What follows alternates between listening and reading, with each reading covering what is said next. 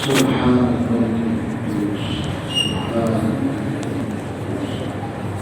سبحان الملك القدوس الله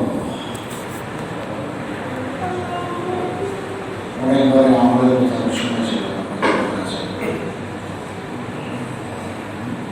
বিদ্যালয়ের নামাজ এর কেরাত কি হবে? প্রথম রাকাতে সাব্বিহ ইসমা রাব্বিকাল আ'লা, দ্বিতীয় রাকাতে সূরা কাফির কুল ইয়া আইয়ুহাল কাফিরুন, তৃতীয় রাকাতে কুল হুয়াল্লাহু আহাদ ও ফালাক নাস, তিন সূরা পড়লো তাকবীর দিয়ে দোয়ায় কুনুত এবং সালাম ফেরানোর পর সালাম ফেরানোর পর হুজুর সাল্লাল্লাহু আলাইহি ওয়াসাল্লাম তিনবার বলতেন সুবহানাল মালিকিল কুদ্দুস, আর তৃতীয়বার একটু জোরে উচ্চ আওয়াজে বলতেন। দুইবার একরকম সাধারণ আওয়াজ, তৃতীয়বার ওই আওয়াজের সাথে আগে যে আওয়াজে বলছে তার সাথে একটু উঁচু আওয়াজ। তো আমার ওই বারবারে বলা হয় আল্লাহ আমাদের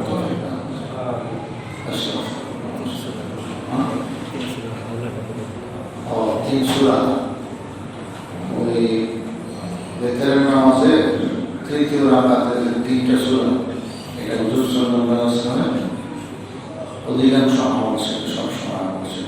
এটা হাদিসের কিতাবে ভরা, যেমন একেবারে সাধারণ একটা কিতাব যেটা ঘরে ঘরে বেশি থাকে, মিশকাত শরীফ, ওখানে বেতের নামাজের অধ্যায় এই হাদিসটা উল্লেখ আছে। আয়েশা রাদিয়াল্লাহু তাআলা আনহা বলেন বর্ণনা করেন রাসূল সাল্লাল্লাহু আলাইহি ওয়াসাল্লাম তাহাজ্জুদের পরে করতেন, আর এই তিন সূরা দিয়ে পড়তেন, মানে শেষ রাতে আগের রাকাতগুলোতে ওই দুই সূরা, মানে সূরাতুল আ'লা, সাব্বিহ ইসমা রাব্বিকাল আ'লা, দ্বিতীয় রাকাতে কুল ইয়া আইয়ুহাল কাফিরুন, তৃতীয় রাকাতে হলো এই কুল হুয়াল্লাহু শেষের তিন সূরা।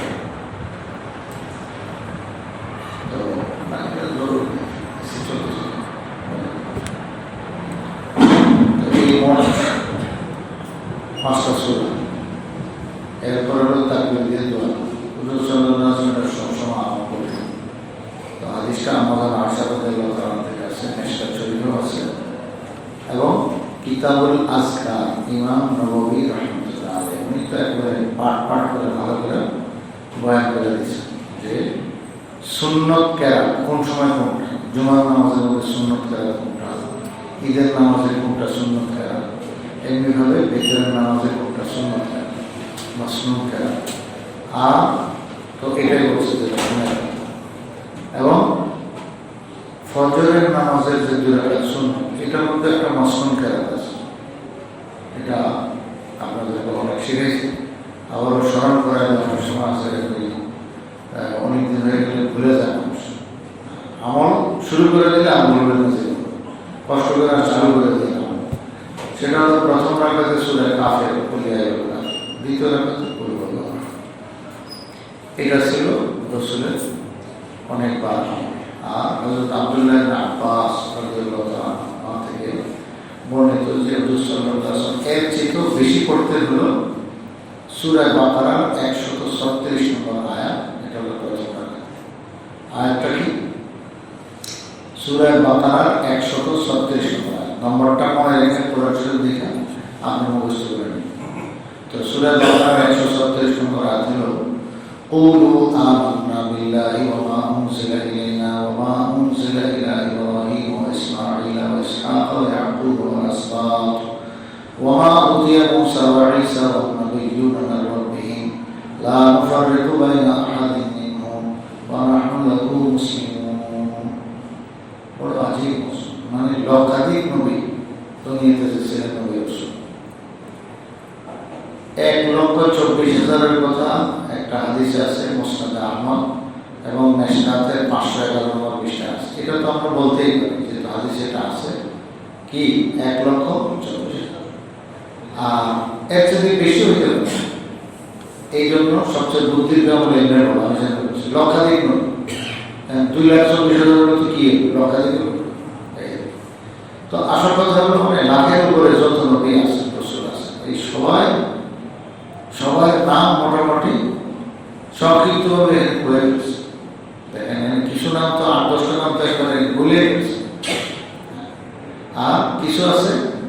ওয়ান নবী জুন নামের রবে।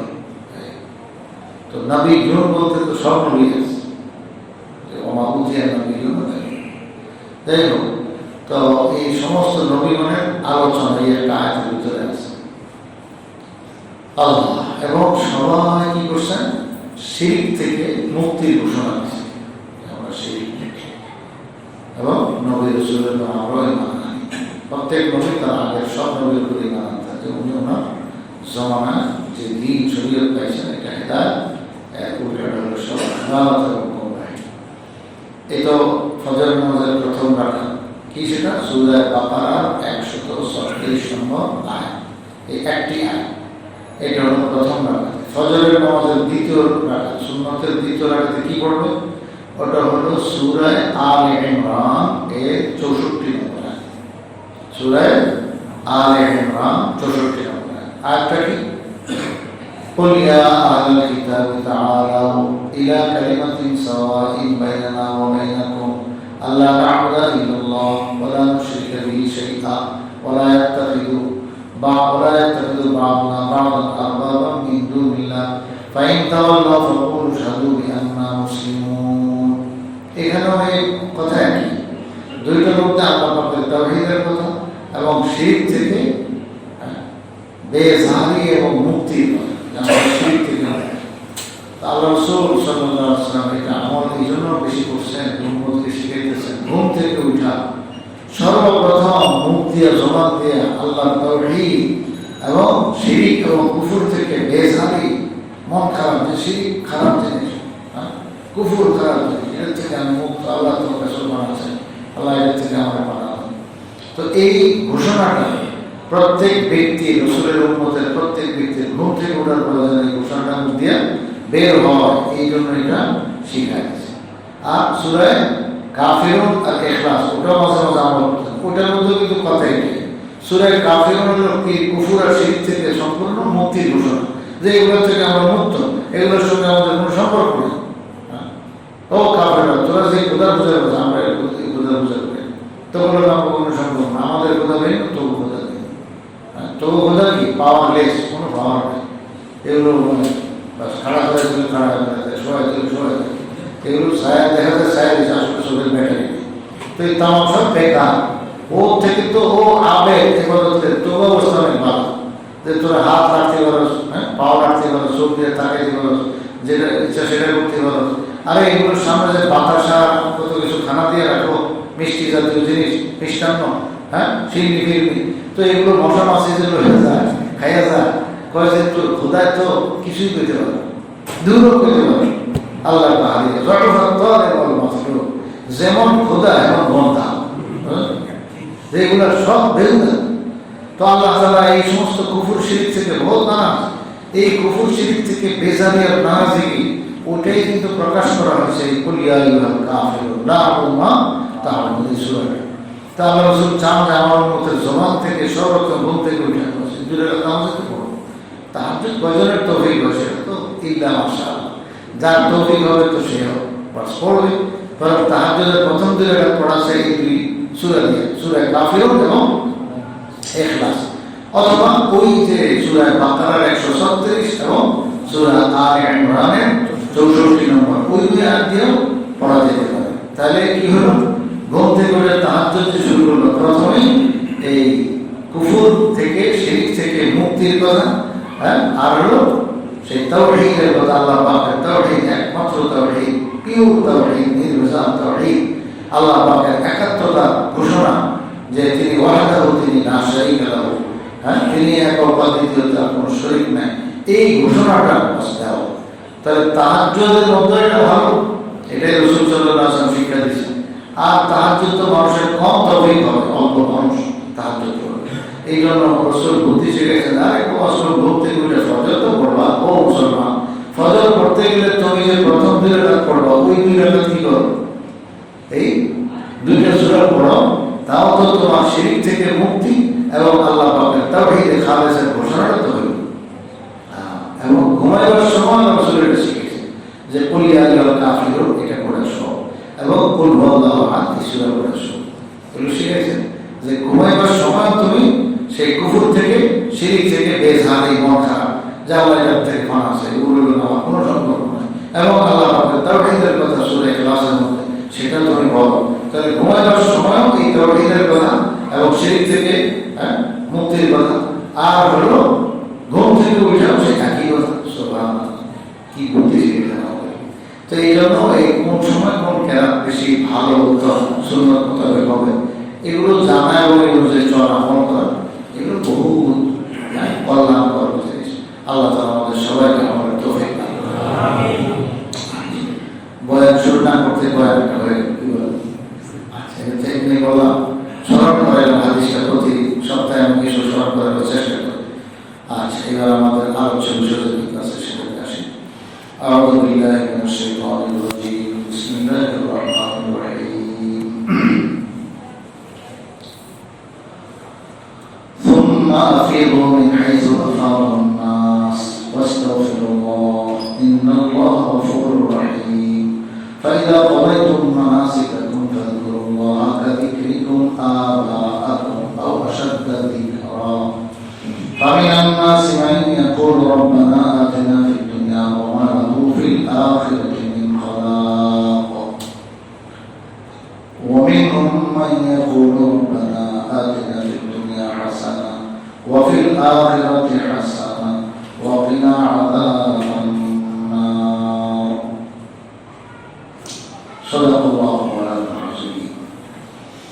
আল্লাহ পাকের লাখ কোটি শুকরিয়া যে আল্লাহ রাব্বুল আলামিন আমাদেরকে অনেক ব্যস্ততার ভিতর দিয়েও একটু সময় আল্লাহ পাকের কালামের কথা, আল্লাহ পাকের কথা, রাসূল আকরাম সাল্লাল্লাহু আলাইহি ওয়াসাল্লামের কথা মুযাক্কারা আলোচনা বলা শোনা তৌফিক দান করেছেন। এই জন্য আমরা অন্তরস্থলে শুকরিয়া দেব আলহামদুলিল্লাহ। এবং এসব নামাজ আমাদের সাথে পড়ার তৌফিক দিয়েছেন। প্রতিদিন আপনি পারবেন এইভাবে ছুটে যান, আজকে এই ব্যস্ততা কালকে এই ব্যস্ততা, তো যেদিন তৌফিক হয় ওদিন শুকরিয়া আদায় করতে হবে। আজকে তৌফিক হয়েছে, আমরা এসব নামাজ আমাদের সাথে বসছি এবং কিছু সময় এখানে বসার জন্য তৌফিক পেয়েছি। অনেক মানুষ ছিল কিন্তু চলে গেছে, তাদের কিছু জড়িত। এই যে এতক্ষণ যেটুকু কথা হয়ে গেছে, এইটুকু কি কোনটা বেদরকারি কথা বলো, এগুলো তো বহুত কাজের কথা, বহুত দরকারি। কিন্তু অনেক সময় আছে মানুষ কথা শোনার তৌফিক হয়, আমল তো জড়িত।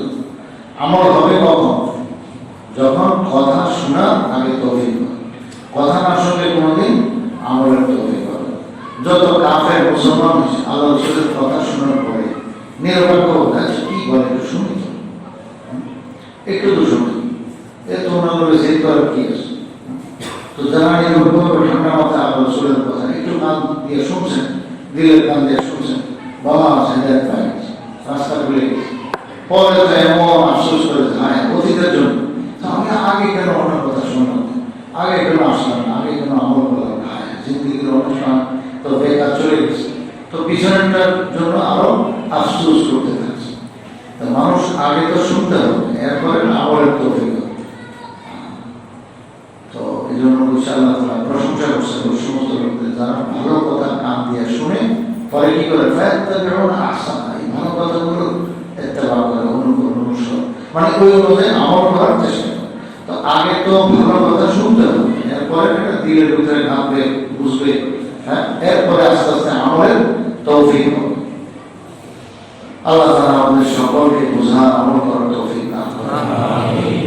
পিছনে আসলে বাচ্চারা অনেক লম্বা পিছন থেকে চলতেছে, শুধু হজের মাসলা মাসাইল, যে তোমরা হজ করো, আমরা করবা, তো কি বিধিবিধান আছে, ওয়াতিমুল হজ্জ ওয়াল উমরাতা লিল্লাহ থেকে শুরু করছে, যে হজ আমরা এগুলো পূর্ণভাবে আদায় করব। তো আল্লাহ তাআলা হজের অনেক বিধিবিধান শুনেছেন, মাঝখানে আরো একটা কথা শুনেছেন যে হজ করতে আসলে যদি একটু ব্যবসা বাণিজ্য করো এতে অসুবিধা। হজ হলো তুমি তোমার জরুরতের জিনিস ওখানে বিক্রি করলাম, জরুরতের জিনিস ওখান থেকে কিনে আনলাম, মানে তুমি এই দেশ থেকে যে জিনিস পাওয়া যায় সেটা ওই দেশে নিয়ে গেলাম, বিক্রি করে দিলাম, তোমার কিছু পয়সা দিলে দিচ্ছে। আবার ওই দেশ থেকে ভালো ভালো জিনিস, তোমার পছন্দের জিনিস, দরকারের জিনিস, জরুরতের জিনিস তুমি বিদেশ থেকে নিয়ে আসো, সৌদি আরব থেকে, মক্কা থেকে নিয়ে আসো, তাহলে এটা তোমার কাজ দিবে। তো এটার নামে হলো বেচা কিনা, মানে তেজাব। তো এটাতে কোনো সমস্যা নেই। কাজে কেউ যদি এরকম মনে করেন হজ করতে আসছে, কোনো বেচা মানে কিনা, এটা এত বুজুর্গ হওয়ার কোনো দরকার নেই, আল্লাহ তাআলা বলেন। কেউ হইতে পারবে সেটা ব্যক্তিগত পার্সোনাল বিষয় হবে, কিন্তু আমভাবে আমাদের শরীয়তের বিধান আমাদেরকে দেয় না। তো কাজে তোমরা বেচা কেনা করতে পারো। সাহাবায়ে কেরাম জিহাদের জন্য গেছে, যুদ্ধ একমাত্র আল্লাহকে সন্তুষ্ট করার জন্য। সাহাবায়ে কেরামের ইখলাস কত পরিমাণ ছিল, কিন্তু ওখানে যায় সোনার দেশে অবসর নেই, তো বেচা কেনা করি। 8 বছর গেলে গেছে, তো বাজারের মধ্যে যায় কিছু জিনিস কিনে আমরা সেটা করতে করতে বেশ টাকা এত টাকা পয়সার পরিমাণ আল্লাহর অনুগ্রহ দয়া নিয়ামত পেয়ে গেছে যেটা তারা কোনোদিন কল্পনা করেনি। তো খুব বরকত দিয়েছেন। তা গেছে যুদ্ধ করতে, কিন্তু টাকাও যদি আল্লাহর দেয় অসুবিধা নেই। তা গেছেন আপনি হজ করতে, আপনি আপনার জরুরতের জিনিস আপনি যদি নিয়ে আসেন হজের পরে, আল্লাহর কোনো সমস্যা নেই। আর আপনি কিনবেন একটু নিয়ে কি প্রশস্ত করা যাবে, ভালো করা যাবে, খালি আপনার দরকারটাই আপনি খেয়াল করবেন। এটা আপনি খেয়াল করবেন না, এই ধরনের মানুষগুলো দোকানপাট নিয়ে বসে আছে বছর কি বছর, বছর তরকারিটা যায়, কোনো বেচা কিনা তেমন হয় না। এই হজের মৌসুমে রমজানে, আর রমজানটা বিশেষ করে উমরার মৌসুম আর হজের মৌসুম, এই সময় একটু তাদের বেচা কিনা চলে। তো এটা দিয়েই তো তাদের ঘর সংসার এই হরম মাসে চলতেছে। তো তুমি কি নিয়োগ করতে পারো না যে আমি এখান থেকে যদি বস্তু কিনি, জিনিস কিনি, এই ছেলেমেয়ের টাকা দেওয়া যায়, তো আমার টাকাগুলো তাদের কাজে লাগলো না, তাদের খেদমত হলো, তাদের উপকার হলো। আর তাদের আনা বস্তু এটা আমি হালাল ভাবে এই ব্যবসার স্রোতে আমি নিয়ে গেলাম, তো এটা দিয়েও আমার কাজ হলো, আমি আমার দেশে নিয়ে গেলাম। এখন চাই বিক্রির জন্য আপনি কিনেন, অথবা নিজের ব্যবহারের জন্য কিনেন, বা কাউকে হাতিয়ে গিফট দেওয়ার জন্য কিনেন, তো সবটাই তো আপনি সবাই নিয়োগ করতে পারেন। আল্লাহ তাআলা লাইসা আলাইকুম জুনাহুন আন তাবতাগু ফাদলান মিন রাব্বিকুম। এরকম তোমার হজ করতে গেলে তোমরা যদি আল্লাহর কিছু ফজল করো, তালাশ করো, এতে কোনো সমস্যা। আল্লাহর ফজল কি? রিজিক হয়ে আল্লাহ তাআলা ফজল বলছে, মানুষের যে রিজিক। রিজিক বলতে মানুষের তামাম যাবতীয় প্রয়োজন মিটে যত জিনিস দ্বারা এটা রিজিক বলে। এখন এটা ওদের খাওয়া দাওয়া পড়া, এগুলো তো একটা মৌলিক চাহিদা। অসুস্থ হলে চিকিৎসা, এগুলো মৌলিক চাহিদা, এটা তো আছেই। এই ছাড়া মানুষ যত যেটা আমরা রিজিক মনে করেছি, এটাও কিন্তু রিজিক। আপনি কোথাও রওনা দিয়েছেন, বাস যানবাহন পেয়ে যাওয়ার সময় মতো, এটা আমার পাখের পক্ষ থেকে রিজিক। তো এরকম আপনার যত মানুষের প্রয়োজন আছে, এই যা কিছু পূরণ হবে, এটা সব হলো আল্লাহ পাকের অনুগ্রহ, দয়া। এটা আল্লাহ পাকের দয়া ছাড়া কোনোদিন বান্দা পাইতে পারে না। এই জন্য হাদিস লম্বা হাদিসে কুদসি আছে, আল্লাহ তাআলা বলে দিয়েছেন যে বান্দারা তোমরা সবাই ক্ষুধার্ত যদি আমি রব্বুল আলামিন খানা না দিই, তোমরা সবাই উলঙ্গ যদি আমি তোমাদেরকে বস্ত্র না দিই, সব বস্ত্রহীন উলঙ্গ, আমি দয়া করে যদি বস্ত্র দিই, তাহলে তুমি পাই না। যদি আল্লাহ পাকের দয়া নেই, তো আমরা যে খানা দানা সব কিছু পাই না, এগুলো সব আল্লাহ পাকের বিশেষ দয়া। তো ওটাই বলছে ফজলান মিন রাব্বিকুম, তোমাদের রবের পক্ষ থেকে অনুগ্রহ, দয়া, ফজল করো, মেহেরবানি, এটা তোমরা যদি তালাশ করো, তাহলে এটাতে কোনো অসুবিধা নেই।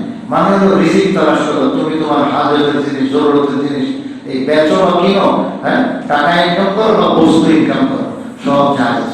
তবে একটা কথা, ফাইদা আফাজতুম মিন আরাফাত, যখন আরাফার ময়দানে উকুফে আরাফাত করে তোমরা এসে গেলা মুজদালিফা, ফাযকুরুল্লাহ ইনদাল মাশআরিল হারাম, মুজদালিফা এসে মাশআরিল হারাম থেকে পাহাড় আছে, এখানে আল্লাহ স্মরণ করো। তো লাব্বাইক লাব্বাইক খুব বেশি বেশি পড়ো, দোয়া করো, জিকির করো, সব করো। ওয়াযকুরুহু কামা হাদাকুম, আল্লাহ তোমাদেরকে যেরকম শিক্ষা দিয়েছেন এরকম তাকে স্মরণ করো। আল্লাহকে কেমনে ডাকতে হয় এটা তো আল্লাহ শিক্ষা দিয়েছেন। তো আল্লাহকে ডাকতে হবে কেমনে, তা আল্লাহ শিক্ষা দিয়েছেন, ইবাদত করতে জানা দিয়েছেন, বাস ওভাবে করতে থাকো। ওয়াইন কুনতুম মিন ক্বাবলিহি লামিনাদ দাল্লিন, এই শিখানোর পূর্বে তোমরা সব ছিলাম পথভ্রষ্ট, কিছুই জানতাম না। কোন কাজ করলে আল্লাহ তাআলা খুশি হবে, তুমি শরীয়ত ছাড়া ওই ছাড়া তুমি জানতাম, নিজে থেকে গবেষণা করেন, এটি বের করা যায়, বের করার মতো কোনো দিক না। সারা দুনিয়ার সব মানুষ গবেষণা করেন, বের করতে পারবে না যে ইস্তেঞ্জার আসলে কি পড়া দরকার, যদি হাদিস না জানতো, আল্লাহ রাসূল যদি আমাদেরকে না শিখাইতেন। সারা দুনিয়ার মানুষ গবেষণা করে, যত জ্ঞানীগুলি হোক, এরা গবেষণা করে এই কথা বের করতে পারবে না যে ইস্তেঞ্জার থেকে ফারেক হয়ে, পেশাব পায়খানা থেকে মুক্ত হয়ে এবার সে বের হয়ে কি দোয়া করবে। এটা কোনো দিন কারো পক্ষে এটা সম্ভব ছিল না, এটা মাথার থেকে আসবে না, এটা আসবে হলো আসমানি হয়ে। এটা আমার রাসূল শিখাই দিয়েছে, গোফরানাকা, গোফরান। বাকি লোকেরা প্রশ্ন থাকবে, আমি ইস্তেঞ্জা করলাম গুনার কি কাম করবো, এখানে কেন বলবো যে গোফরান আল্লাহ ক্ষমা চাই? এগুলো ওই আকরার বুদ্ধি দিয়ে চিন্তা করতে হবে না, কিন্তু আসলে এটার কারণ আছে। আল্লাহ রাসূল শিখেছেন গোফরান। এরপরে আলহামদুলিল্লাহ আফানি, যে আল্লাহ তুমি একবারে পেটের কষ্টদায়ক জিনিস যা ছিল, হ্যাঁ ব্যথা বেদনা ছিল অনেক, এগুলো খারাপ জিনিস, হ্যাঁ তো এগুলো সব আমার থেকে দুই রাস্তায় সহজে বের করে দিছো, এবং আফানি তুমি আমার বড় শান্তি দিছো, শরীর অনেক আরাম দিছো, এই জন্য সব প্রশংসা তোমার। এটা তো কিছু বোঝাচ্ছে, কিন্তু গোফরান আল্লাহ ক্ষমা চাই এটা কেন বলবে বলেন? এটা বোঝা একটু কঠিন। তো এটাও ওলামায়ে কেরাম বুঝাই দিচ্ছেন, গবেষণা করে ওনারা এই জিনিসটা বুঝতে পারছেন। মানে শরীরে কিছু বললে ওনারা এটা চিন্তা গবেষণা করতে করতে ওনাদের ব্রেনে আল্লাহ তাআলা দিয়ে দেয়। তো কি দিয়ে দিচ্ছে ওনাদের ব্রেনে? ওই যে দেখো গোফরান আল্লাহর কাছে ক্ষমা চাওয়া অনেক কারণ আছে। একটা কারণ হলো কি, যে এই যে তুমি এত বড় কষ্টদায়ক জিনিস থেকে মুক্ত হয়ে গেছো। পেশাব আটকায় গেলে, পায়খানা না করতে পারলে কি যে বিপদ, এটা তো যার এরকম মুসিবত সেই বুঝে যে হসপিটালে দৌড়ে লক্ষ লক্ষ টাকা খরচ করে তারপর তার আরাম নেই, কি যে মুসিবত। তো আল্লাহ যে দুই রাস্তায় আমার এই সমস্ত গান্দা জিনিসগুলো দূর করে দিয়েছেন, আমাকে মুক্ত করেছেন, তাহলে আল্লাহর কাছে কি পরিমাণ শুকরিয়া আদায় করার দরকার ছিল। তো এখানে বলা হয়েছে আমরা যে পরিমাণ শুকরিয়া আদায় করার দরকার, যে ভাষায় বলার দরকার, কিছুই তো আমি পারলাম না। আল্লাহ আমি অক্ষম, আল্লাহ তোমার কাছে ক্ষমা চাই, তোমার শুকরিয়া আদায় করার মতো ভাষা আমার কাছে নাই, আল্লাহ তোমার কাছে ক্ষমা চাই, এটা বলতেছে। আরো অনেক ব্যাখ্যা আছে, আমার নব হয়ে যাবে আর না যায়।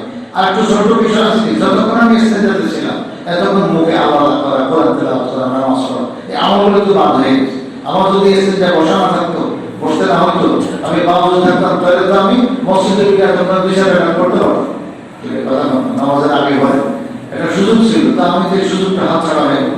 তো আমার কাছে ক্ষমা চেয়েছে, আল্লাহ এই সময়টা আমার বেকার হয়েছে, আল্লাহ তোমার কাছে ক্ষমা চাই। জিকির আছে কিছুই করতে পারলাম না, নামাজ করতে পারলাম না, আল্লাহ ক্ষমা চাই, এটার জন্য ক্ষমা চাই। আরো অনেক আছে যা। তো আল্লাহ তাআলা বলেন যে এর আগে তোমাদেরকে শিক্ষা দেওয়ার আগে তোমরা একদম অজ্ঞ ছিল, এগুলো জানতে না কোন জায়গায় কিভাবে আল্লাহকে ডাকতে পারো। হ্যাঁ তো দোয়া করার কতটি আছে। তোমরা ওখান থেকে ঘুরে আসো, যেখান থেকে মানুষ ঘুরে আসে। মক্কার মানুষ, কুরাইশ বংশের লোকেরা, এরা কইছিল আমরা বড় মানুষ, আমরা বহুত সম্ভ্রান্ত পরিবার, আমরা বংশের দিকে অনেক মান মর্যাদা আমাদের, তাহলে আমরা জনসাধারণের সাথে আরাবর দিকে থাকবো কেন? ওরা ওই সর্বোচ্চ মিনাতে বসে থাকে, মিনাতে বসে থাকে, কই যায় না, সে আরাফাত আল্লাহ ভাই এই কাজ চলবে না। হ্যাঁ আমার কাছে বড় নাই ছোট নেই সব পারবো, আমি রব্বুল আলামিনের কাছে সবাই মহতাজ। এমনকি জনসাধারণ পাবলিকের মহতাজ, আল্লাহর নবীও এরকম আল্লাহর কাছে মহতাজ। কেউ আল্লাহ থেকে মোকাবেকি, হ্যাঁ কি বলে অমোকাবেকি না, বেরিয়ে আস না, এটা সম্ভব না। তো সমানভাবে আল্লাহর কাছে সবাই মহতাজ। তো আল্লাহ তাআলা আইন করে দিয়েছেন আরাফার ময়দানে যে দোয়া খারাপ করবে, এটা সবার জন্য জরুরি। মানুষ যে আরাফায় যায় ঘুরে আসে, তো তোমরা ওই জায়গায় ঘুরে আবার মুজদালিফায় মিনা হয়ে পরে মক্কাতে আসো। বাস আমল শিখাতে হাজির সাহেব বুঝতেছেন এগুলো, যারা হজ করছেন কোথা থেকে কই যায়, আর যারা হজ করবেন তারা হচ্ছে একটু নিয়ম লাগবে। আল্লাহ সবাই হজ করার তৌফিক দান এবং বিষয়গুলো বাস্তবে দেখার তৌফিক দান।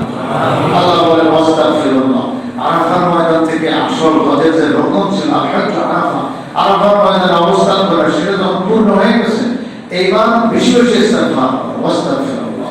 এমনি ভাবে তোমার মিনাতে মুজদালিফায় এসে মুজদালিফার উকুফ, মুজদালিফা অবস্থান করা, সেটাও যখন পূর্ণ হয়ে গেছে, এখন কঙ্কর মারবার সামনে মিনা থেকে হজরের পরে, সেই কঙ্কর মারলে তো হজের একবারে আমি প্রায় কি হয়ে যেতেছে, হজ পুরো হয়ে যেতেছে, হজের আটকাম যা আছে সব পুরো হয়ে যেতেছে। এবার আল্লাহ তাআলা জলদি জলদি কি করে ইস্তিগফার করো। আমল যখন শেষ দিকে আসবে তখন আল্লাহ শিখাইছেন ইস্তিগফার করো। রাসূল সাল্লাল্লাহু আলাইহি ওয়াসাল্লাম নামাজ পড়লে সালামটা ফিরে বলতেন আস্তাগফিরুল্লাহ, তাও কয়বার? 3 বার। মুসলিম শরীফ সহ হাদিসের বহু কিতাবে আছে যে কান রাসূলুল্লাহ সাল্লাল্লাহু আলাইহি ওয়াসাল্লাম ফারাগা মিনাস সালাত ইস্তাগফারুল্লাহ সালাসান, আল্লাহ রাসূল নামাজ থেকে ফারাগ হলে 3 বার আস্তাগফিরুল্লাহ আস্তাগফিরুল্লাহ আস্তাগফিরুল্লাহ পড়তেন। তো এটা অনেক বড় আমল। ওনার নামাজ তো সঠিক নামাজ, তো ওনাকে আল্লাহ শিখাইতেছেন, উনি বলেন না আল্লাহ শিখাইছেন, তো উনি তো আমাদের তো কি করে ইস্তেগফার করা লাগবে? আমাদের তো কুশু নাই, কেরাত সহি নাই, আমল ঠিক নাই, রুকু সিজদা নাই, সিজদা রুকু নাই, প্রত্যেকটার মধ্যে খালি ত্রুটি আর ত্রুটি অভাব। তো এই সব ত্রুটিওয়ালা নামাজ, এটা যদি আমার মুখে বাজা যায়, এটা আমার উপযুক্ত আমি, কিন্তু আল্লাহ যদি দয়া করে কবুল করেছেন, আল্লাহর দয়া, এই জন্য এখানে শিখেছে তো তুমি ইস্তেগফার করো। আর হাদিসে আসছে হুজুর সাল্লাল্লাহু আলাইহি ওয়াসাল্লাম বলেন, মানুষ যদি নেক আমল করে আমি করছি, সাথে সাথে আল্লাহর পক্ষ থেকে জবাব আসে, নো তুমি করো নাই, আমি তোমার করার শক্তি দিছি, আমি তোমার তাওয়াত দিছি, আমি তোমার তৌফিক দিছি, এইসব আমার দেওয়া যে তুমি কোনটা করো। আর পক্ষান্তরে মানুষ যদি করে টোলে কয় আল্লাহ কিছুই বলবে না, আল্লাহ আপনি আমার মাফ করে, এটা করে আমাদের কি জবাব দেন? বাবা এসব তোমার আমল, দেখছেন উল্টে কথা, এটা তোমার আমল, তুমি করছো, এটা তোমার জন্য আমি জমা রাখলাম, কোনো সমস্যা নেই। দেখছেন আল্লাহ রসুল শিখে দিয়েছেন আমাদের ইস্তেগফার করো। তাই আল্লাহর পক্ষ থেকে ইনশাআল্লাহ জবাব আছে, বাবা তোমার আমল সব ঠিক আছে, ত্রুটি বিচ্যুতি সব মাফ। আল্লাহ তাআলা বলেন, ইন্নাল্লাহা গফুরুর রহিম। আল্লাহর কাছে ক্ষমা কেন চাইবেন? আরে আল্লাহর কাছে ক্ষমা চাইলে তিনি মাফ করে দিবেন, তিনি বহু বড় গফুর, তিনি বহু বড় রহিম, অনেক বড় ক্ষমাশীল, অনেক বড় দয়াওয়ালা। তো তিনি তো ক্ষমা আর দয়া, এটা আমার কাজ।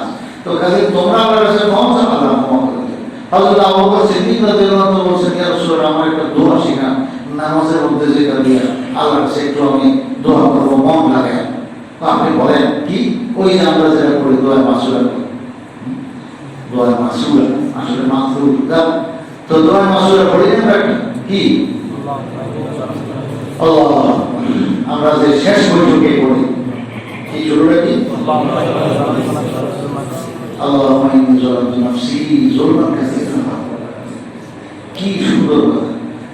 দেখেন নামাজটা কিন্তু শেষ, এই বৈঠকে কি শেষ? নামাজ শেষ। বরং মাসলা অনুযায়ী আত্তাহিয়াত আব্দুর রাসূল পর্যন্ত পড়লেই কিন্তু নামাজের ওয়াজিব যা আছে সব আদায় হয়ে গেছে, মূল নামাজ হয়ে গেছে। আল্লাহ রসুল এখন শিখেছে, হে আবু বকর সিদ্দিক, ওনাকে শিখেছে, ওনার দিয়ে পুরো উম্মতকে শিখেছে, আমাদেরকে শিখেছে। আল্লাহ রসুল কি শিখেছেন? যে তুমি বলো যে আল্লাহুম্মা ইন্নী যালামতু নাফসি, মানে আল্লাহর কাছে ক্ষমা চাও, যে নামাজে পড়লাম আল্লাহ নি কবুল করে। এখানে ইস্তেগফার নামাজের ভিতরে শিখেছে, আর সালাম ফিরানোর বাইরেও শিখেছে। দেখেন আমলের শেষ দিকে খালি ইস্তেগফারের কথা। হজের মধ্যে এটাই শিখেছে যে তুমি হজ করছো, যখন আটকা মাসাইল তোমার অনুযায়ী সব হয়ে গেছে, এইবার বেশি বেশি আমার কাছে ইস্তেগফার করো, তাই ইনশাআল্লাহ আমলটা কবুল হয়ে যাবে। তো নামাজের শেষ দিকে এসে কি শিখেছে? আপনি বলুন, হে আবু বকর সিদ্দিক, আল্লাহুম্মা ইন্নী যালামতু নাফসি যুলমান কাসীরা, আল্লাহ রে আমি আমার নফসের উপরে বহুত জুলুম করছি, নিজের উপরে জুলুমের কোনো শেষ নাই। হ্যাঁ, নিজের পায়ে নিজে গুনাহ দিয়েছি, কি ভাই, যে গুনাহ করা, অন্যায় করা, এই সব তো কি নিজের পায়ে নিজে গুনাহ করা। তো আল্লাহ আমি আমার জিন্দেগিতে কত গুনাহ করছি, দেখছেন আমাদের ভিতরে কি বলতেছে, আল্লাহুম্মা ইন্নী যালামতু নাফসি, আল্লাহ আমি আমার উপরে অনেক জুলুম করেছি, জুলমান কাসীরা, বেশুমার অসংখ্য জুলুম নিজের উপরে করেছি, আমি নিজের পায়ে নিজে গুনাহ মারছি, আমার জিন্দেগি শেষ। আল্লাহ তো আল্লাহুম্মা ইন্নী যালামতু নাফসি যুলমান কাসীরা ওয়া লা ইয়াগফিরু যুনুবা ইল্লা আনতা। আল্লাহ এই সমস্ত গুনাহ তুমি ছাড়া কেউ মাফ করতে পারে না, কারো ক্ষমতা নেই, নবীর ক্ষমতা দেন না, কোন নবীর ক্ষমতা দেন না কারো গুনাহ মাফ করা। সুপারিশ করতে পারে যে আল্লাহ তুমি আমার এই উম্মতকে মাফ করে দেন, এটা বলতে পারবেন, কিন্তু যাও তোমার আমি মাফ করে দেন, এই ক্ষমতা দেয় না। সুবহানাল্লাহ। এই জন্য তো রসুলের দরজা থেকে কেউ এই কথা বলতে পারবে না, ইয়া রাসূলুল্লাহ আমাকে মাফ করে দেন, না এটা বলে শিরিক হবে, যায় না। নবীকে বলতে পারে, হ্যাঁ সুপারিশ চাইতে পারে যে আমি গুনাহগার, আল্লাহ আমি গুনাহগার, আল্লাহ তোমার কাছে ক্ষমা চাই, ইয়া রাসূলুল্লাহ আপনার কাছে সুপারিশ চাই, আমার যেন গুনাহগার আল্লাহ মাফ করে দেন। এই শাফাআত তলব করা যায়, এটা বলে মাসআলাতুল ইস্তিশফা বিন নবী। নবী করিম সাল্লাল্লাহু আলাইহি ওয়াসাল্লামের কাছে গুনাহগার মাফির জন্য, আল্লাহর কাছে ক্ষমা পাওয়ার জন্য সুপারিশ তলব করা। তো এটা শুধু জায়েজ না, এটা বহুত বড় মুস্তাহাব এবং গুনাহ মাফের একটা বহুত বড় রাস্তা। এবং সেই উদ্ভিদ কিসা আমরা সবাই জানি, উদ্ভিদ নামক এক লোক এরকম রওজার কাছে সালাম দিয়ে বসে রয়েছে চুপচাপ। ওনারই সামনে একটা লোক গ্রাম থেকে আইসা, সে আল্লাহ রসুলকে লক্ষ্য করে কতগুলো কথা বলছে এবং একটা শেরও বলছে, ইয়া খায়রা মান দুফিনাত বিল কা'আ আযমুহু ফাতাবা মিন তিবিহিনাল কা'আ ওয়াল আকামু নাফসি ফিদাউ লিকবরিন আনতা সাকিনুহু ফীহিল আফাফু ওয়া ফীহিল জুদ ওয়াল কারামু। লম্বা হয়ে যাবে, কথা বলার টাইম নেই। মানে আরে এখানে তো এক ব্যক্তি দাফন হয় না, পুরা উন্নত যা ছিল, এই উন্নত আখলাক চরিত্র সবটা এখানে দাফন হয়ে গেছে। মানে নবী নাই দুনিয়াতে, নবী চলে গেছেন, তোমরা এই জিনিসগুলো এখানে আছে। এবং উনি বহু বড় যুদ্ধ সাহাবাত বলা, অনেক বড় সখী, মানে কেউ কিছু চাওয়া না দিয়ে দেয়। তো এই সব ভূমিকা করে বলতেছেন আমার জান উৎসর্গ ওই কবরের জন্য, ও রাসূল তুমি যে কবরে শুয়ে রয়েছো, আমার জান উৎসর্গ। ফিহিল আফাফু ওয়া ফিহিল জুদ ওয়াল কারাম। কই কবরে তো নবী শোয়া না, আসলে কবরের মধ্যে আপনার কি আছে, জুদ ও সাখাওয়াত এবং করম, আল্লাহ পাকের ফজল করম এবং নবীর যে উন্নত আখলাক সেটা আজকে এখানে দাফনকৃত। তো এগুলো বলে কি বলতেছেন যে সামিআতুল্লাহ ইয়াকুল, ওই আল্লাহর বান্দা আরবি গ্রাম্য লোকটা এসে বলতেছেন আমি আল্লাহ তাআলাকে একটা কথা বলতে শুনছি।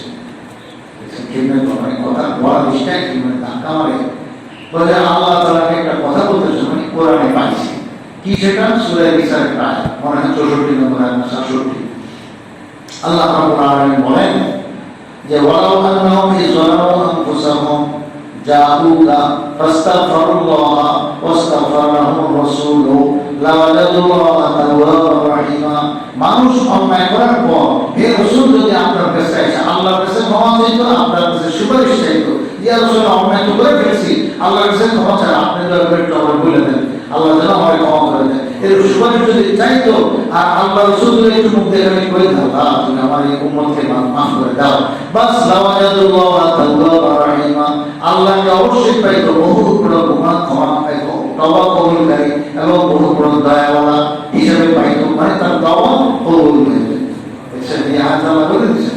তো যে আরবি গ্রাম্য লোকটা এই আয়াতটা পড়া পরে বলতেছে আমি আসছি অনেক দূর থেকে কষ্ট করে আল্লাহর কাছে ক্ষমা চাই, হে রাসূল এতক্ষণ কথা শুনাইলাম, হ্যাঁ আপনারই শিখানোর কথা, তো আপনার কাছে একটু সুপারিশ চাই, আমাদের যদি একটু সুপারিশ দিতেন, আল্লাহর কাছে বলে দিতেন আমাকে আল্লাহ যদি ক্ষমা করে দেন। এই কথা বলে তারা এসে চলছে করে আসসালামু আলাইকুম বলে সেগুলো আমাদের রুদ্রী নামক যে একজন বহুত বড় মানুষ ওইখানে বসা ছিলেন, হঠাৎ একটু জীবনে এসে গেছে, ঘুমাতে পরে দেখে আল্লাহ রাসূল বলেন তুমি ঘুমাও আর জলদি উঠো। এই যে আরবি গ্রাম্য লোকটা আসছে, সে যে চলে যেতেছে, জলদি তাকে যে সুসংবাদ দাও যে আল্লাহ তাআলা তাকে ক্ষমা করে দিয়েছে। মানে আমি রাসূল তার জন্য সুপারিশ করেছি, আল্লাহ ক্ষমা করে দিয়েছে, এখন সম্পর্কটা করে। তো এই আল্লাহর কথা ঘুমাতে লাগলে উঠে দেখে কোন লোক কে কোনদিন রোজায় দেখে একদিকে চলে যেতে, মানুষকে ডাক দিয়েছে, পরে এই সুসংবাদ শোনা। তাফসীর ইবনে কাসীরের মধ্যে হাফেজ ইবনে কাসীর রাহমাতুল্লাহ আলাইহি বলেছেন এবং ইমাম নববী রাহমাতুল্লাহ আলাইহি কিতাবুল আসগারে হজের আলোচনাতে শেষে দিয়ে এই কথাটা উল্লেখ করে বলে দিয়েছেন যে এই ঘটনা থেকে আমরা এই কথা স্পষ্ট বুঝলাম যে মদিনা শরীফ কেউ গেলে এরকম যা কি করবে, আমার রাসূলের কাছে ক্ষমা আল্লাহর কাছে চাইবে, রাসূলের কাছে কি করবে, ক্ষমার জন্য সুপারিশ চাইবে। এখন এটা আপনি আরবি নাম্বার বাংলাতে এরকম কোনো সমস্যা নেই, আখিরাতের ভাষা আপনি বাংলাতে বললে আরবি হয়ে যাবে, ট্রান্সলেশন এটা হিন্দিতে বিস্তারিত করে।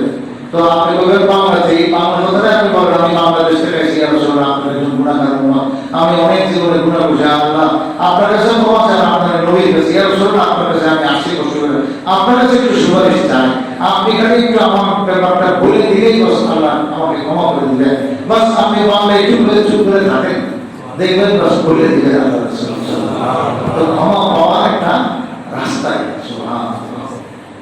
তো হযরত আবু বকর সিদ্দিককে শুনাই দিয়েছেন, হজ কি বলে নামাজ শেষ, এবার আপনি দোয়াটা করেন, আল্লাহুম্মা ইন্নী যালামতু নাফসি যুলমান কাসীরা, আল্লাহ রে আমি আমার উপরে বহু অন্যায় জুলুম করেছি, নিজের পায়ে বহুত গুনাহ করেছি, মানে কবিরা সগীরা গুনাহ কোনো শেষ নাই। ওয়ালা ইয়াগফিরুয যুনুবা ইল্লা আনতা, আল্লাহ রে ক্ষমা করার ক্ষমতা একমাত্র তোমারই, তুমি ছাড়া কেউ ক্ষমা করতে পারে না, পারবে না। ওয়ালা ইয়াগফিরুয যুনুবা ইল্লা আনতা, এবার ফাগফিরলি, আল্লাহ আমাকে ক্ষমা করে দেন। কিরকম ক্ষমা? মাগফিরাতাম মিন ইনদিকা, আপনার তরফ থেকে ক্ষমা, মানে আমার যোগ্যতা নাই ক্ষমা পাওয়া, আমি যে অন্যায়কারী, হ্যাঁ আমি ক্ষমা পাওয়ার যোগ্য নই, তবে আল্লাহ তুমি তোমার দয়া থেকে আমাকে ক্ষমা করে দাও।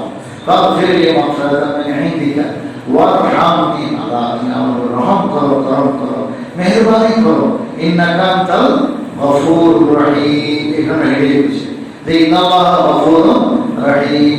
فإذا قضيتم مناسككم فاذكروا الله كذكركم آباءكم أو أشد ذكرا। فحج শেষ, এইবার গল্প হলো না যে আরাফায় গেছিলাম, মিনায় গেছিলাম, এই গেছি ওই গেছি, এইগুলো করবো না। তো এগুলো হাদিস তোমার ইন্তর দেন, আল্লাহ এটা চায় যে তোমরা ওই বাপদাদা কি করছো, অমুকে কি করছো, তুমি নিজে কি করছো, কি কৃতিত্ব করছো, এগুলো করো বলে যে আল্লাহকে স্মরণ করো, বাস একমাত্র আল্লাহকে স্মরণ করো। তো ফাযকুরুল্লাহ, হ্যাঁ কিরকম স্মরণ? আসাদা জিকর, মানে মানুষ এগুলো ওই শানে নজুল আছে, মানে কি প্রেক্ষিতে আসছে এটার প্রেক্ষাপট আছে। আরবের লোকেরা হজের শেষে পয়সা পয়সা এই নিজেকে গল্প কাহিনী করতো। আরবের ময়দানে হজ করে আসছে, মানে আসল হজ হয়ে গেছে, এখন বিনায় মুজদালিফা এই পয়সা পয়সা গল্প, বাপদাদার কৃতিত্ব, এইসব এগুলো আলাপ সালাপ করছে। আল্লাহ তাআলা এগুলো বাদ দাও, আল্লাহকে স্মরণ করো। বাপদাদার যেরকম তোমরা কৃতিত্ব আলোচনা করো, বাপদাদার বংশের মান মর্যাদা জিনিসের আলোচনা করো, এবং বংশের কোনো ভালো লোকের তাজকের আলোচনা যেরকম করো, তার চেয়েও বেশি আল্লাহকে স্মরণ করো। কম ওই সমাজগুলো তো করলাম, হ্যাঁ। তো বাপদাদার আলোচনা কি হবে তোমার? মান বাত্তাবি আমালু লাম ইউসরি বিহি নাসাবু। একবার সহিহ হাদিস মুসলিমের আছে, হুজুর সাল্লাল্লাহু আলাইহি ওয়াসাল্লাম বলেন বংশের মান মর্যাদা দিয়ে কিছুই আসে যাবে না যদি তোর আমল ভালো না হয়। আমল যদি ভালো থাকে তাহলে বংশ না একটা নির্বংশ, একটা কেউ চেনে না, কোনো সমস্যা নাই। ইন্না আক্রামাকুম ইনদাল্লাহি আতকাকুম, আল্লাহর কাছে সবচেয়ে বড় সম্মানিত ব্যক্তি কে? যে বেশি মুত্তাকি হয়েছে, যার ভিতরে ঈমান আছে, আমল আছে, তাকওয়া আছে, তার নাম আল্লাহর পাকের কাছে অনেক বেশি। সে যদি নির্বংশ, মানে বংশের কোনো নাম টাম নাই, কে চিনে তারে? শরীরগতি গরিব এবং গরিব এলাকার মানুষ, গরিব বাড়ির মানুষ, যারা কামলা বদিটা দিয়ে জীবন বদলাইছে, কেউ ছিল না। কিন্তু এটা দিয়ে আঘাত হিসাব হবে না। মান বাত্তাবি আমালুহু লাম ইউসরি বিহি নাসাবুহু, যার আমলে তাকে পিছনে ফেলে দিয়েছে, বংশীয় মান মর্যাদা তাকে আগে বাড়াবে বিন্দু মাত্র। বরং উল্টা আরো ডান্ডা বড় বেশি, যে তুমি উচ্চ বংশের লাভ হয়েছে কি? হ্যাঁ, খালি গর্ব করতে হবে বংশের লোক, আমল কোথায়? উল্টা আরো ডান্ডা বেশি নষ্ট। তা আল্লাহ যে বাপ দাদার বংশ এসে এগুলো আলোচনা বাদ দাও, হ্যাঁ আল্লাহকে স্মরণ করো, ওই পরিমাণ করো, আল্লাহ সামনে দিবে, তার চেয়ে আরো বেশি করো। বাপ দাদার আলোচনাটা কি হবে? আল্লাহ বলেন ফামিনান নাসি মান ইয়াকুলু রাব্বানা আতিনা ফিদ দুনিয়া ওয়া মা লাহু ফিল আখিরাতি মিন খালাক। আরে তো মানুষ কি করে? চার প্রকার আসতেছে। যেমন এক রকম মানুষ আছে যে সে বলে আল্লাহ দুনিয়াতে সব দিয়ে দাও, যা দরকার আমার, এর আখিরাত লাগবে। তো ফামিনান নাসি মানুষের মধ্যে কিছু মানুষ এমন ইয়াকুলু যে বলে রাব্বানা আতিনা ফিদ দুনিয়া, আল্লাহ এই দুনিয়াতে আমাদের দিয়ে দাও, যা দাও, ওয়া মা লাহু ফিল আখিরাতি মিন খালাক। আল্লাহ বলেন এর কোনো অধিকার নাই, হিস্সা নাই, তার কোনো আখিরাতে দেখি কিছুই হবে না। পরকাল তার জিরো, বা দুনিয়াতে যা পায় এগুলো। দুনিয়াতে বহু মানুষ আছে, নাউজুবিল্লাহ, এগুলো মাত্র কাফেরই করবে, আর কেউ যত কাফের মানুষ সব আখিরাতে বিশ্বাস করে না, সে তো দুনিয়া নিয়ে ব্যস্ত। যত হিন্দু কি নিয়ে ব্যস্ত? দুনিয়া নিয়ে ব্যস্ত। তার পরকাল নাই, তার পরকালের ফিকির নাই, চিন্তা নাই। কিন্তু কোন মুসলমান এটা করতে পারে না। এই বাংলা বলেন অমিনহুম মান ইয়াকুলু, মানুষের মধ্যে দ্বিতীয় প্রকার মানুষ যে বলতে থাকে রব্বানা আতিনা ফিদ দুনিয়া হাসানা ওয়া ফিল আখিরাতি হাসানা, আল্লাহ দুনিয়াতে দাও, আখিরাতে দাও। দোনো আছে। আচ্ছা, দুনিয়াতে দাও কি? হাসানা শব্দ বলছে, ঠিক কথা। আখিরাতে কি দাও? হাসানা। হাসানা মানে ভালো, সুন্দর, হ্যাঁ সুন্দর জিনিস। তো সুন্দর জিনিস, আখিরাতে সুন্দর জিনিস, ভালো জিনিস তো বুঝেন একটা কি? জান্নাত। আল্লাহ পাকের জান্নাত। আচ্ছা, দুনিয়ার হাসানা কি? দুনিয়ার হাসানা কমপক্ষে 8টা জিনিস। কয়টা জিনিস? 8টা জিনিস। আর এর বাইরেও আরো থাকতে পারে, অনেক। আল্লাহ 8টা জিনিস কি কি? 1 নম্বর হলো ইলম নাফি', 2 নম্বর হলো আমলে সালেহ, 3 নম্বর হলো আফিয়ত, মানে তার কাছে ইলম আছে, থাকে উপকারী ইলম, কোরআন সুন্নাহ ইলম আছে। এখন কম হোক বেশি হোক, যে সাধারণ মানুষ তার কাছে কোরআন সুন্নাহ ইলম আছে, সেটা কি? অল্প। আর এরা যে মুসলমান থাকেন, মুসলমান যখন অবশ্যই তার কাছে কি? আল্লাহকে চিনে, রসুলকে চিনে, দিন শরীর সম্বন্ধে বুঝে, নামাজ তো পড়েছে, তো কিছু তো এর আছে। কিন্তু এইটুকু দিয়ে তো অনেক কিছু হবে না। তো এই জন্য এটা যত গুরুত্ব তো বেশি, যত এদের বাড়তে থাকবে তার মর্যাদা তত বাড়তে থাকবে। আস্তে আস্তে দেখা করে ওলামায়ে হাক্কান রব্বানি যারা মুহাক্কিক আলেম সত্যিকার দ্বীনের বহু বড় ধারক, এদের দাম তো হিসাব করা যাবে না, কত দামি অনুষ্ঠান। তো এক নম্বর হলো দুনিয়ার হাসানার মধ্যে, মানে উত্তম জিনিস, সুন্দর জিনিস, ভালো জিনিসের মধ্যে এক নম্বর হলো ইলমে নাফি, উপকারী ইলম। দুই নম্বর আমলে সালেহ, নেক আমল, এটা হলো দ্বিতীয় হাসান। তো বলতেছে আল্লাহ ইলমে নাফি রব্বানা আতিনা হাসান, মানে কি আল্লাহ আমাকে ইলমে নাফি দাও, উপকারী ইলম দাও। রব্বানা আতিনা হাসান মানে আল্লাহ তুমি আমাকে আমলে সালেহ দাও, নেক আমলে তৌফিক দাও। তিন নম্বর হলো আফিয়ত দাও। আফিয়ত মানে হলো আমন আমান, চাইলে সুকুন, আরামের সাথে থাকা, শরীরটা ভালো, চোখ ভালো, কান ভালো, চোখ চোখের কাজ দেয়, কান কানের কাজ দেয়, জিহ্বা জিহ্বার কাজ করে, ঠোঁট ঠোঁটের কাজ করে, গলা গলার কাজ দেয়, বুঝলেন? অঙ্গগত আঙ্গুল সব তার কাজ দেয়, পা পায়ের কাজ দেয়, যেভাবে কোমরের কাজ দেয়, পুরো শরীর তার একদম সহি সালামতে আছে, ঠিকঠাক আছে, এবং তার আপনার সর্বদিক থেকে শান্তি আছে। এটা কি বলে? আফিয়ত। আফিয়ত এমন একটা দৌলত, আল্লাহ রাসূল বলেন একজন মুমিনকে ঈমান আনার পর আফিয়তের চাইতে বড় নিয়ামত আরেকটা দেওয়া হয় না। এটা সবচেয়ে বড় দৌলত। তো আফিয়ত মানে সুস্থ থাকা, আফিয়ত মানে ভালো থাকা, আফিয়ত মানে আমন আমান সালামতের সাথে থাকা, নিরাপদ থাকা, ভালো থাকা, হাত হাতের কাজ দেয়, পা পায়ের কাজ দেয়, ব্রেনের কাজ করে, চোখ চোখের কাজ করে, ঠোঁট ঠোঁটের কাজ করে, জিহ্বা জিহ্বার কাজ করে, পা পায়ের কাজ করে, হাঁটু হাঁটুর কাজ দেয়, কোমরের কাজ দেয়, একদম শরীর সব ঠিকঠাক। পেশাব ধরলে পেশাব ঠিক মতো হয়, ইস্তেঞ্জা বড় ইস্তেঞ্জা দরকার, ইস্তেঞ্জা ঠিক মতো হয়। আর যদি এর ব্যতিক্রম হয়ে যায় তাহলে এটা কি গেল? আফিয়ত গেল। বুঝলেন? হাত ভেঙে গেছে, পা ভেঙে গেছে, আঙুলে ব্যথা করে, মাথা ব্যথা করে, চোখে দেখে না, কি ভাই সমস্যা? এই তাহলে কি শেষ? আফিয়ত আর নাই। হ্যাঁ, তো এটা কি বোঝাবো আমি? আফিয়ত এমন এক শব্দ, এটা অনেক ব্যাপক অর্থ, মানে কিছু বললাম না, কিছু বোঝার জন্য বললাম। তাহলে এই তিন নম্বর জিনিস, আল্লাহ তুমি আমাকে হাসানাত, কি অর্থ? আফিয়ত না। কটা হলো? তিন। চার নম্বর হলো দারুন রাহমাতুন, প্রশস্ত ঘর। দারুন রাহমা, যে আল্লাহ তুমি আমাকে প্রশস্ত ঘর দাও। এই যে এই আছে না কি চলতে কি নদী বলতে কি বলে? লঞ্চ। লঞ্চের মধ্যে কিছু কেবিন আছে না, মাথা হ্যাঁ ঝুঁকায় ঢুকতে হয়, স্টাফ কেবিন থাকে না? তো এটার মধ্যে তো 500 টাকা 1000 টাকা ভাড়া দিয়ে লঞ্চ। হ্যাঁ, তো এখানে কতক্ষণ থাকে? 3-4 ঘন্টা। কিন্তু মানুষের মাইনে নেয়, ভাই আর ভালো সিট পাইলাম না, চলো এখানে থাকলাম। তো 3-4 ঘন্টা পার করে দেয়, বরিশাল গেলে 7-8 ঘন্টা, যেই কয় ঘন্টা লাগে পার করে দেয়, এখানে শুয়ে থাকে, ঘুমায় থাকে। কিন্তু আবহাওয়া নেই, বাতাস নেই, কিছু নেই, দরজা এখান থেকে ঢুকলে একেবারে বস বন্ধ, এখন বসতেও পারে না, মাথার বাড়ি যায়। আর এই যে একটা অবস্থা, এটা যদি 60 বছরের জিন্দেগি এনে কাটানো লাগে, হ্যাঁ, কত মানুষ জেলের মধ্যে বছরকে বছর যোগ যোগ ধরে কাটাইতেছে। হ্যাঁ, কিনা ওই যে সেল বা কি সেল না, ফাঁসি দেওয়ার আগে কি সেল বা না, কন্টেম্প সেল। হ্যাঁ, কন্টেম্প সেল, এইটা সেল। আমি ইয়েতে দেখছি ওই যে কি নাম, আন্দামান দ্বীপ। আরে আমাদের কত ওলামায়ে কেরাম সে আন্দামান দ্বীপের এই কন্টেম্প সেলে জিন্দেগি কাটায়।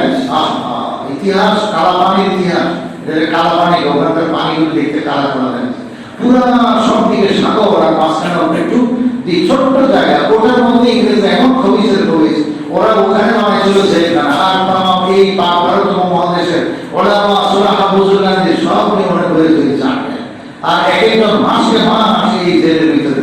তো এই জেলে যে কাটাইছে, এখন তারা তো কামিয়াব, যারা তাদের সাথে অন্যায় করছে পরকালে বুঝবে এটার খেসারতটা কি, যে ওলামায়ে কেরামের শাস্তি দেওয়ার কারণে নিজের কি অবস্থা হয় তো পরকালে বুঝবে। দুনিয়াতে আল্লাহ তাআলা হয়তো ধরবেন না, এটাই আমার রবের নিজাম।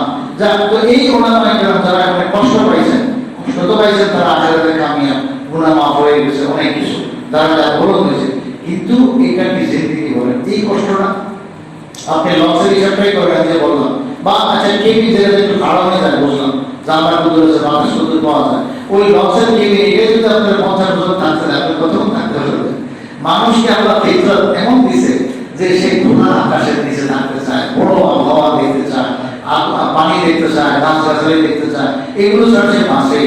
তো এখন শরীয়ত কি শিখায়? তুই আমার কাছে দোয়া কর, আমি মাইয়া করো, কিছু মানুষ আছে আমার কাছে দোয়া করে, রব্বানা আতিনা ফিদ দুনিয়া হাসানা, আল্লাহ তুমি আমাকে প্রশস্ত ঘর দাও। দেখছেন কি হয়েছে? প্রশস্ত ঘর। তো এটা অনেক বড় নিয়ামত। তাহলে ঘর যদি কেউ ছোট্ট পায়, আপনাদের এই মহল্লায় ঢাকা শহরে অনেকের বাসা বাড়ি এত চিপা পায়, ভাগে পাইছে বাপের সম্পদ একটু বড় ভাবে করতে, তাই একটুর মধ্যে বানায় কি যা অবস্থা, মানে কোন রকম শোয়ার ব্যবস্থা আছে, খাইতে গেলে হয় না, ওই পাকর আরেক তলা বানানো একটু। তো আছি, তো এই যে একটা কষ্ট, আল্লাহর কাছে কয়ে যে দোয়া করো যে আল্লাহ তুমি আমাকে প্রশস্ত ঘর দাও, যাতে কষ্ট না হয়। সুবহানাল্লাহ। এই হলো কি 4 নম্বর দাও রাহমাতুন। এরপর আসেন রিজকুন ওয়াসিউন, প্রশস্ত রিজিক। আল্লাহ তুমি আমাকে রিজিক দিবা, তো প্রশস্ত রিজিক দাও। রিজিকের অভাব আমার টানাটানি, ওই যে সাইল আছে গায়ে নাই, গায়ে আছে তেল নাই, কি একটা আছে একটা নাই, এই তো মুসিবত। আর গায়েও আছে, সাইলও আছে, একবারে তেলও আছে, তামাম সব প্রয়োজনীয় মাছ গোস্ত সব আছে। আল্লাহ টাকাও দিয়েছে, বাজারে সব পাওয়া যায়, তো আপনি সব আরামসে থাকতেছেন। তো এই জন্য রিজিকে ওয়াসে, প্রশস্ত রিজিক। আল্লাহ তুমি আমাকে রিজিক দাও, প্রশস্ত রিজিক। এই ব্যাপারে যেন আমার কোনো রকমের ঘিসাঘিসি কষ্ট না হয়। কারণ সন্তান আছে, মাল নাই, তাহলে খাইব কি? আমার অনেক সম্পদের অধিকারী, কিন্তু সন্তান নাই, তাহলে খাইব কি? দেখছেন, তোমরা কিন্তু টেনশন। তো এখানে বলতেছে আল্লাহ তুমি আমাকে রিজিকে ওয়াসে দাও, প্রশস্ত রিজিক দাও, যে আমার আহলিয়া পরিবার পরিজন সবাই মিলে যাতে খুব আরামসে থাকতে পারে। আল্লাহ তোমার একটু ডাকতে পারে। আসলে তো উদ্দেশ্য তো ওইটা, যেগুলো হইলে এগুলো উসিলা হবে আল্লাহ পাকের বন্দেগী সঠিকভাবে আদায় করা। তো ওটাই বলতেছে দারুন রাহমা আর রিজকুন ওয়াসি, প্রশস্ত ঘর আর প্রশস্ত রিজিক। কটা হলো? 5টা। এইবার যে সাউজাতুন হাসানা সালিহা, যে সুন্দরী রমণী স্ত্রী আমাকে দান করেছে, নেক বিবি। তো বিবিও দান করে, আবার কিরকম? হাসানা বলছে, সুন্দরী। আবার কিরকম? যে আখিরাত তার দ্বারা কামাই। কারণ কত বিবি আছে যে তার স্বামীর জাহান্নামে যাওয়ার কারণ হচ্ছে। আল্লাহ তাআলা পরিষ্কার বলে দিয়েছেন, ইন্না মিন আজওয়াজিকুম ওয়া আওলাদিকুম আদুওয়ান লাকুম। ও মানুষ, ভালো করে খেয়াল রাখো, তুমি স্ত্রী হয়ে এত আসক্ত হয়ে না, হইতে পারে তোমার স্ত্রী তোমার জাহান্নামে নিয়ে আসবে। ছেলের প্রতি এত দরদ করো না, এত মায়া করো না, মাথা তুলেও না, খেয়াল রাখবা, হুঁশিয়ার থাকবে, এই সন্তান তোমাকে জাহান্নামে যাওয়ার কারণ হইতে পারে। তো তোমার সন্তান সব কোনো ন্যাক হবে না, সব ভালো হবে না, তুমি সতর্ক থাকতে হবে। তোমার স্ত্রী সব ন্যাক হওয়া যাবে না, তোমার জন্য দুশ্মন হবে, তোমার দুনিয়া বরবাদ করবে, আখিরাত বরবাদ করবে। এই জন্য তুমি আগে থেকে খেয়াল রাখো, হুঁশিয়ার থাকো, যে আমার সন্তানের কারণে, আমার স্ত্রীর কারণে আমার জন্য দুনিয়া আখিরাত বরবাদ না হয়। তো কারো দুনিয়া বরবাদ হয়, কারো আখিরাত সহ। তো এরকম যেন না হয়, এই ব্যাপারে তুমি সতর্ক থাকো। এই জন্য হযরত ওমর রাদিয়াল্লাহু আনহু রাসূলের কাছে একদিন দরখাস্ত করছে, ইয়া রাসূলুল্লাহ আমাকে একটা দোয়া শিখান। একটু আগে আবু বকর সিদ্দিকের শুনতে যে নামাজে কম বলছে গেছে, আমরা নামাজে সবসময় ফরজ হোক না ফরজ সব নামাজে পড়ি। আর একটা হলো ওমর রাদিয়াল্লাহু আনহু, এটা নামাজের ভিতরে আসে না দোয়াটা, কিন্তু এটা এমন দোয়া যে আজীব অর্থ, একেবারে বড় গভীর। এবং আমি কি বলছে, কুল হে ওমর তুমি বলো দোয়া কি, আল্লাহুম্মা জাআল সারিয়াতি খায়রান মিন আলানিয়াতি واجعل علانيتي صالحا اللهم إني أسألك من صالح ما تؤتي الناس من المال والأهل والولد غير الضال ولا المضل। কি দারুণ কথা বলছে। এটা মেশকাত শরীফে কিতাবুত দাওয়াতের একদম সর্বশেষ হাদিস, কিতাবুল হজের অধ্যায়ের আগের হাদিসটা, কিতাবুত দাওয়াতের শেষের হাদিস, একদম সর্বশেষ হাদিস। এটাকে বলে জামিউদ দাওয়াত, মানে দোয়া সময়ের একবারে নিঃশ্বাস, একবারে খোলাসা, অর্থবহ, অনেক অর্থ এর ভিতরে লুকানো আছে। আল্লাহ রাসূল এত দারুণ কথা, দারুণ দোয়া হযরত ওমরকে শিখাইছেন। এবং এই হাদিসটা তিরমিজিতে আছে, তিরমিজি শরীফ দ্বিতীয় খণ্ডের 199 নম্বর পৃষ্ঠা, হিন্দুস্তানি মুসনাদে। তো তিরমিজি শরীফ দ্বিতীয় খণ্ড 199 পৃষ্ঠা পড়লে আপনি হাদিসটা পেয়ে যাবেন। দোয়াটা কি, আল্লাহুম্মা জাআল সারিরাতি খায়রান মিন আলানিয়াতি, আল্লাহ আমার বাহ্যিকটার চেয়ে আমার ভিতরটা, দিলটাকে আরো সুন্দর বানায় দাও, উন্নত বানায় দাও। ওয়া জাআল আলানিয়াতি সালিহা, আল্লাহ বাহ্যিকটাকে দুরুস্ত করে দাও, সুন্দর করে দাও, বাহ্যিকটাকে সুন্দর করে দাও। আর কি, আল্লাহুম্মা ইন্নী আসআলুকা মিন সালিহি মা তুতিন নাসা, আল্লাহ মানুষকে কত ভালো ভালো জিনিস দাও, আমার দাও, মানে আমি ভালো থাকতাম দুনিয়াতে। আল্লাহ মানুষকে ভালো জিনিস দেয় না, বলছে তুমি আমাকে এটা আমার মিন করে বার করেছে বিনার মা এক নম্বর মা তো মানুষের তুমি মা দাও আমারে দাও আর কি বল তাহা মানুষকে বিবি দাও আমাকে বিবি ছাড়া রেখো না আমাকে বিবি দিও বিবি আমার বাপের বহুত বড় এমন মানুষ যদি বিবি ছাড়া থাকে তো কারো বিয়ে কি সব হইল তাও পড়া হবে না আর বিয়ে হচ্ছে কিন্তু দেখা যায় 10 বছর পরে বউ হয়ে গেছে 20 বছর পরে হয়ে গেছে এখন আমার হায়াত 10 বছর 15 বছর 20 বছর বাকি কিন্তু আপনার বিবি নেই তাহলে কিন্তু বহুত কষ্টের জিন্দগি এই জন্য হয়তো দোয়া করো যে আল্লাহ তুমি আমার বিবি দিছো তাহলে বিবিটা রাখো এটা হায়াতের সাথে রাখো যাতে বললাম কাছাকাছি সময় 2 মাস 1 মাস আগ বাস মানে আমার কষ্ট না তারও কষ্ট না দোয়া তো বিনাল মা দেয় মা আর বিবি দাও এবং বিবিকে আমার সঙ্গে তুমি থাকার তৌফিক দাও আমাকে তার সঙ্গে তাকে আমার সঙ্গে দুজনকে একসাথে জুটি বানায় আল্লাহ তুমি দুনিয়াতে থাকতে দাও আর কি ওয়ালা 3 নম্বর অনেকে মা আছে বিবি আছে কিন্তু সন্তান নাই হ্যাঁ কেউ আছে মা আছে বিবি নাই কেউ আছে মা আছে বিবি আছে এখন সন্তান নাই এটাও মুসিবত আল্লাহ সন্তান দিও দেখছেন কি কথা 3 নম্বরের সন্তান মানুষকে তুমি সন্তান তো আমাকে দিও এই সন্তান চাইতেছে সন্তান মানে ছেলে হোক মেয়ে মানে বলা হয় ছেলে হোক মেয়ে উভয়েরই বলে আওলা বাংলা ভাষায় আওলা তো আওলা পর্যন্ত সন্তান তুমি আমাকে দিও এইবার একটা কথা উল্লেখ করে দিয়েছে আল্লাহ সন্তান আর বিবিকে দিবা তোমার কাছে মানা আছে তোকাই দল লেবালার মধ্যেই আমার বিবি এবং সন্তান এগুলো যেন পথভ্রষ্ট না হয় আরেকজনকে পথভ্রষ্টকারীও না হয় পথভ্রষ্টকারী না হয় কারণ বিবি নিজের সঙ্গে গোমরা হয় আবার আরেকজনকে গোমরা করে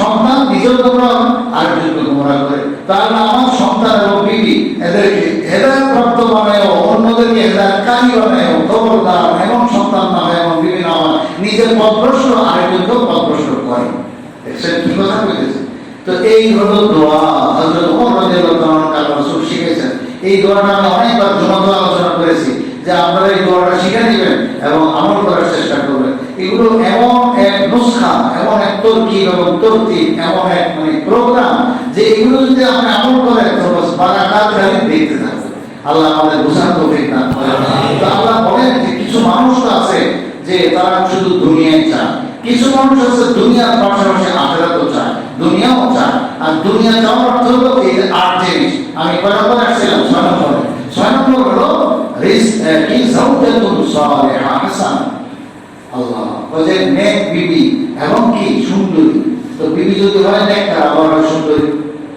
তো শোনায় সুবহানাল্লাহ আর বিবি নেককার বিবি হলে ভালো যে জান্নাত পাওয়া যাবে আছে ঠিক আছে কিন্তু অসুন্দর হওয়ার কারণে আপনার সবর করতে হবে তো যদি সুন্দরী হয় আপনার মহম্মদ হইল আবার কি নেককার এটারই বিষয় কুল্লু মা ইউফিদু তাবআ ওয়া ইউইদু আলা আখিরা ফাহুয়া মিন হাসানাতিদ দুনিয়া কয়ে যেটা তবিয়ত মোতাবেক হয় আবার এটা যে আখিরাত বনে এটা তো দুনিয়ার একটা বড় হাসান সুবহানাল্লাহ তো আল্লাহর কাছে বলতেছে আল্লাহ তুমি আমাকে সুন্দরী রমণী এবং নেককার বিবি দান করো এবার দান করো এবার 7 নম্বর সেটা হলো মারকাবুন হানি একটা দামি সাওয়ারি এবং খুব ভালো সাওয়ারি বলতে আজকাল এখন গাড়ি ঘোড়া আমাদের এটা আপনার কাছে কি বিষয় এখন সাইকেল প্রাইভেট কারের মতো প্রাইভেট গাড়ি সামনে লাগছে আল্লাহ প্রাইভেট গাড়ির ব্যবস্থা করেছে 1 কোটি টাকা দাম 2 কোটি টাকা দাম বিভিন্ন দামে তো এরকম 2-4 লাখ টাকা দিয়ে কিন্তু প্রাইভেট কার হবে ঠেলা গাড়ির মতো চলবে ব্রেক করবো যা উল্টে করবে আর প্রাইভেট গাড়ি দাম শুয়ে থাক ক্যারিকাটার নাম মোসেস মানে কে আইডের বুঝেও যায় দাম টের পাওয়া যায় তো দামি গাড়ি সেরকম দামি এটাতে বিশেষ আপনার মারকাবুন হানি এমন বাহন যেটা বড় মজাদার আরামদায়ক বড় মানে দামিটা বুঝলেন না তো দামি গাড়ি আল্লাহ বাহনের ব্যবস্থা তৈরি করে দাও এই হলো রব্বানা আতিনা হাসানা আল্লাহ তুমি আমাকে এরকম দামি গাড়ি দিয়েছেন তো বাড়িও চাই মিস্ত্রিও চাই আবার কি দামি গাড়িও চাই কোনটা বাদ আছে এইবার 8 নম্বর সব কিছু পাই না এবার সালামুন জামিল যে চতুর্দিকে দুনিয়া ভর যেন আমার সুখ্যাতি থাকে মানুষ যেন খালি আমার প্রশংসায় পঞ্চমুখ থাকে দেখছেন তো এটা হবে কখন আমি যদি নেককার হই আমি যদি ভালো হই তো এটা আমার প্রশংসা ছড়াবে তো সালামুন জামিল মানে সুন্দর ভালো প্রশংসা সারা দুনিয়া তুমি আমাকে ছড়ায় দাও আল্লাহ আমি মানুষের প্রশংসার ভিতরে থাকতে চাই তোমার কাছে মঙ্গল থাকতে চাই মানুষও যেন আমাকে গ্রহণ করে মানুষ যেন আমার প্রশংসা করে এই মোট কটা জিনিস হলো 8টা জিনিস এই এগুলোই হলো রব্বানা আতিনা ফিদ দুনিয়া হাসানা, আল্লাহ তুমি আমাকে হাসানা দান করো আখিরাতে, এই দুনিয়াতে, এবং ফিল আখিরাতে হাসানা, আখিরাতে হাসানা দান করো। আখিরাতের হাসানা হলো জাহান্নাম থেকে মুক্তি, পরকালের আযাব গজব থেকে মুক্তি এবং জান্নাত প্রাপ্তি। বাস, তো জান্নাত থেকে মুক্তি হয়ে যদি জান্নাত সে প্রাপ্তি হয়ে যায়, প্রাপ্ত হয়ে যায়, বাস তাহলে তো সে একেবারে কামিয়াব। ওয়াকিনা আযাবান নার, ওই যে আল্লাহ তুমি জাহান্নামের আযাব থেকে আমাদের মুক্ত করো, আমাদেরকে মুক্ত রাখো। উলাইকা লাহুম নাসীবুম মিম্মা কাসাবু, এই দ্বিতীয় গ্রুপ যারা এরকম দোয়া করলো যে আল্লাহ দুনিয়া আখিরাত দোনো লাইনের तमाम সব কামিয়াবি ভলাই কল্যাণকর জিনিস চাই, কয় এরা যে কষ্ট করে কামাইলো, এরা যে দোয়া করলো, ঠিক আছে পায় যাইব, দেখছেন কয় এরা পায় যাইব। সুবহানাল্লাহ, ওয়াল্লাহু সারিউল হিসাব, তবে আল্লাহ তাআলা পরকালে খুব দ্রুত হিসাব চুকায়। অল্প সময়ের মধ্যে আল্লাহ তাআলা মানুষের সমস্ত হিসাব চুকায় দেবে। পুরা হাসরবাসী হাসরের ময়দানে 50,000 বছর থাকা লাগবে, তবে ঈমানদারের জন্য এই 50,000 বছর হবে 10 মিনিটের মতো।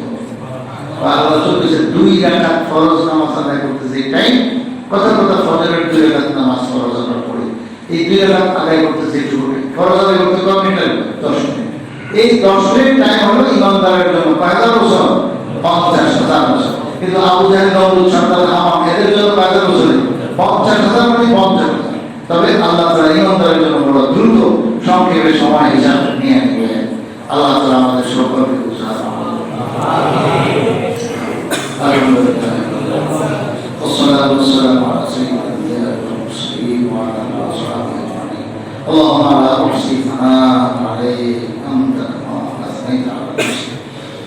يا الله يا أرحم الراحمين يا أرحم الراحمين، আমাদের জীবনের সমস্ত আল্লাহ আমাদের হায়াতে বরকত দান করুন, আল্লাহ আমাদের হায়াতে বরকত দান করুন, আল্লাহ আমাদের আখিরি জীবনটাকে আল্লাহ ভালো করে আল্লাহ বরকতময় বানায় দিন। আল্লাহ আমাদের জিন্দগি শেষ হয়ে যেতেছে, আল্লাহ পরবর্তীকালে দুনিয়া থেকে কেউ দেন, দয়া করে আমাদের হায়াতের মধ্যে বরকত দান করেন। যে কদিন বাঁচবো এই জিন্দগির মধ্যে খুব বরকত নসিব করুন। আল্লাহ আমাদেরকে আপনি টেনশন মুক্ত রাখেন, আফিয়ত সালামত নসিব করুন। আল্লাহ তখন আমরা যে 8 জিনিস শুনলাম, আল্লাহ আমরা সবাই আপনার কাছে 8 জিনিস বরং আরো যত কল্যাণমূলক জিনিস আছে সব আপনার কাছে আমরা চাই। আল্লাহ আপনি আমাদের জন্য নসিব করুন। আল্লাহ আমাদেরকে প্রশস্ত রিজিক দান করেন, প্রশস্ত ঘর দান করেন, আল্লাহ বরকতওয়ালা ঘর দান করেন, বরকতওয়ালা বিবি দান করেন, বরকতওয়ালা সন্তান দান করেন, আল্লাহ বরকতওয়ালা সওয়ারি দান করেন, আল্লাহ বরকতওয়ালা আমাদের সব আল্লাহ ইলম এবং আমল নসিব ফরমান, এই বরকত থেকে হেফাজত ফরমান।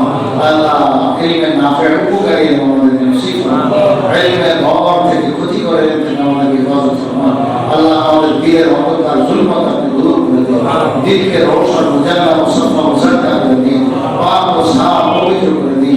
যা কথাগুলো আমরা শুনছি এগুলো আমল করার তৌফিক দান করুন। আল্লাহ আমাদের জিন্দেগিকে বারবার বানিয়ে দিন, আখেরি জীবনকে আরো বেশি বরকতময় বানিয়ে দিন। আল্লাহ আমরা দ্বীনের জন্য, দুনিয়ার জন্য, নিজের জন্য, অপরের জন্য খুব বরকতময় কাজ করার তৌফিক দান করুন। আল্লাহ আপনি আমাদের জিন্দেগির সমস্ত জরুরত দায়িত্বকে পুরা করুন, সকলের সমস্ত হাজার দায়িত্বকে পুরা করুন। ربنا آتنا في الدنيا حسنة، ربنا آتنا في الدنيا حسنة، ربنا آتنا في الدنيا حسنة وفي الآخرة حسنة وفي الآخرة حسنة وقنا عذاب النار. وصلى الله على النبي الكريم وعلى آله وصحبه أجمعين. آمين آمين برحمتك.